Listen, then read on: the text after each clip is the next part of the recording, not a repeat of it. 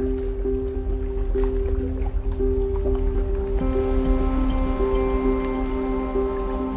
love that stay curious concept. Always looking for ways that you, your team, and your company can do better. I think that idea and that curiosity underpins all success.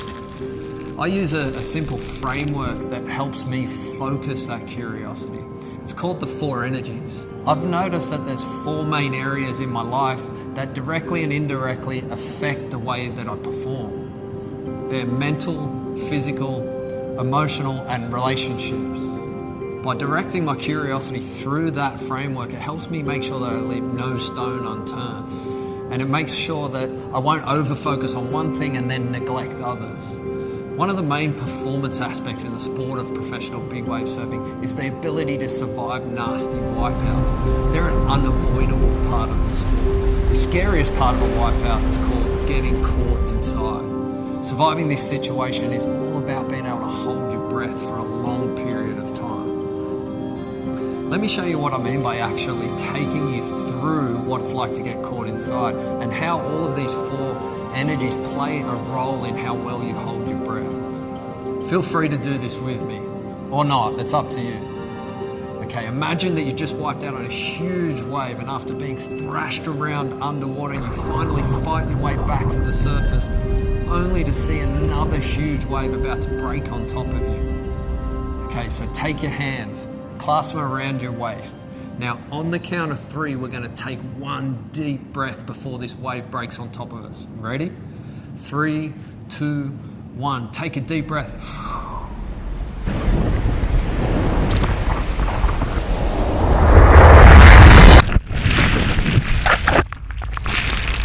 Now imagine the wave crashing down on top of you, thrashing around like you're in a giant washing machine, driving you deep, deep underwater. Now let's explore how the 4 energies play a role in whether or not you're going to be able to hold your breath long enough to survive this situation. First, let's look at the mental aspect of how it affects performance. If you're holding your breath right now, you can start breathing. This may take a little while. Firstly, when you took your deep breath, did your lower stomach suck in? Or did your lower stomach expand when you took that breath? Everyone whose stomach sucked in when you took a breath, you took a chest breath. That's a panicked response. It means that you only filled your lung capacity to 50%. All of those of you whose stomach expanded when you took a breath, this is a diaphragmatic breath. This means you filled your lungs 100% capacity. So the mental knowledge and understanding of the correct way to take a diaphragmatic breath is unbelievably important. And not knowing the proper technique of how to do something just cut your performance and breath hold in half. What about the physical aspect?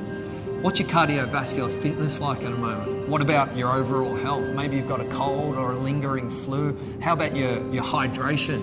All these different components radically affect your ability to hold your breath. So the mental aspect, the knowledge is important. How physically fit and healthy and well rested you are is important. Now let's look at the emotional. After a certain amount of time underwater, your survival depends on emotional resilience. You must not panic.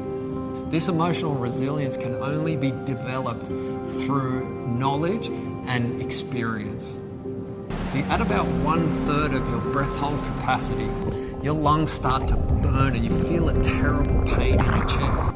If you panic when you feel this pain in your chest, your heart rate will elevate quickly and you'll burn up the remainder of your oxygen.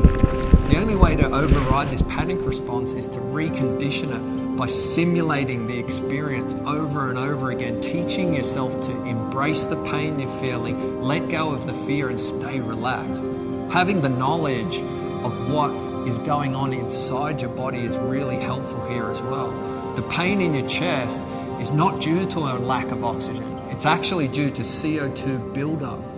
Having this knowledge helps you take a little bit more comfort that you can push beyond that pain that you're feeling and get to a part where you can hold your breath that much longer. So we've done the mental, we've done the physical, and we've done emotional. Let's have a look at relationships.